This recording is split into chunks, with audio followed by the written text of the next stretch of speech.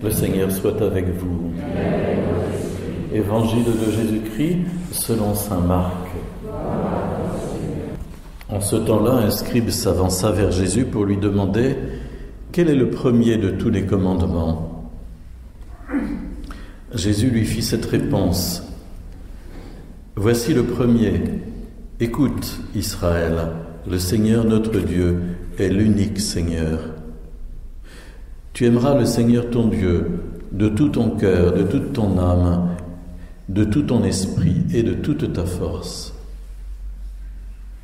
Et voici le second, tu aimeras ton prochain comme toi-même.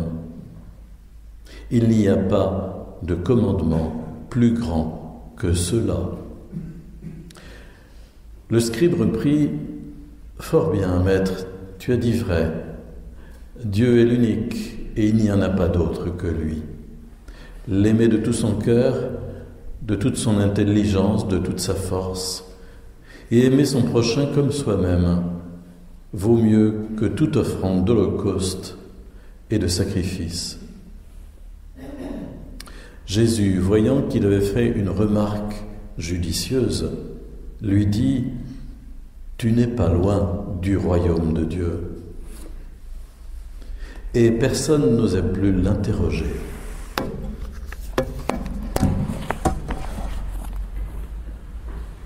Acclamons la parole de Dieu. Louange à toi, Seigneur Jésus.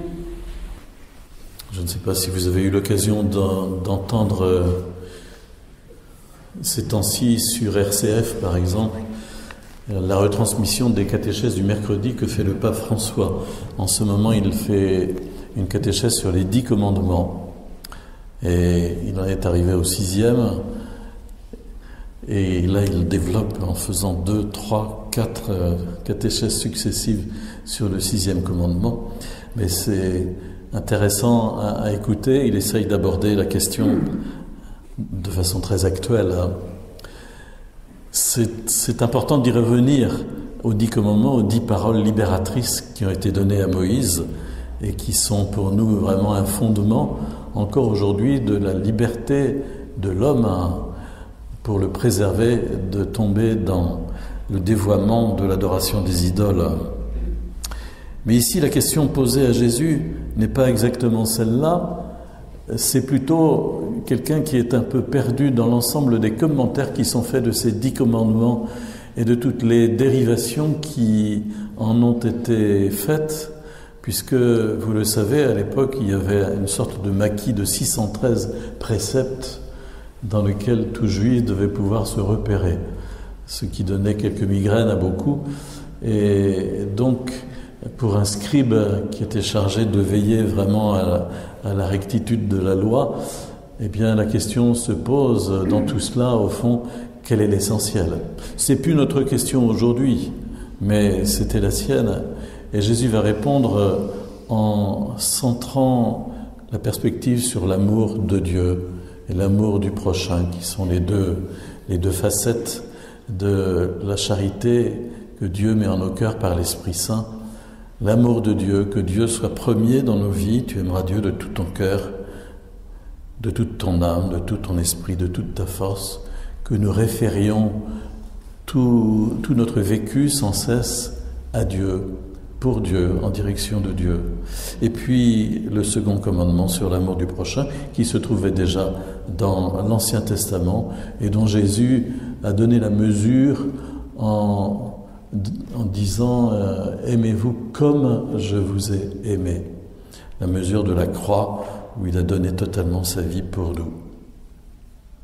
Alors ce légiste, ce scribe, perçoit bien la validité, la vérité de la réponse de Jésus, d'autant plus qu'elle s'enracine dans la prière que tout juif pieux dit 3 fois par jour.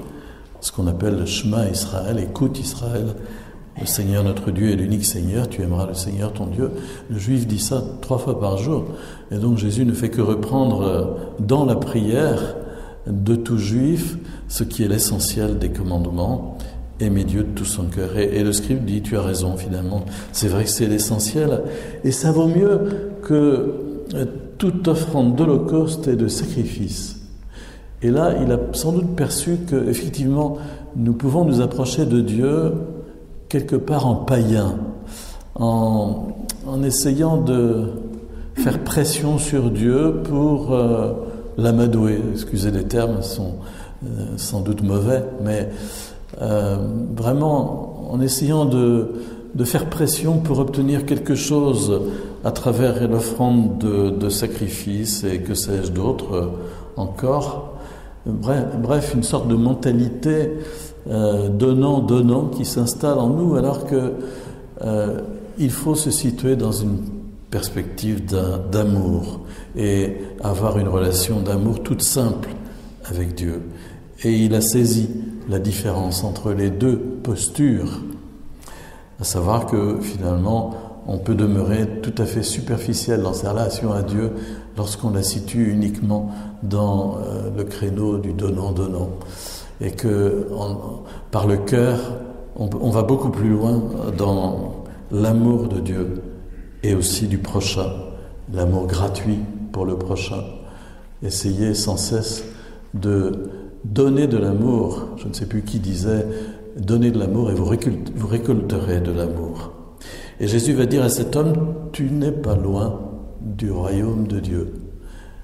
Comme disent certains, il y a juste une épaisseur de feuilles de papier cigarette entre la réponse de ce légiste et puis le royaume de Dieu. Le royaume de Dieu, c'est se laisser combler par l'amour de Dieu, et cet homme est prêt, au fond, à vraiment entrer dans cette vie d'amour avec Dieu. Voilà, écoutez, chacun de nous savons bien combien nous avons à nous convertir, combien nous avons à transformer de mauvaises attitudes, de mauvaises pensées, que sais-je, qui sont en nous, et c'est un véritable combat spirituel, au fond, que l'amour du prochain et l'amour de Dieu. Et nous pouvons demander la grâce dans un petit instant de silence que nous pouvons faire maintenant pour demander à l'Esprit Saint de nous transformer, de nous régénérer dans notre vie de charité.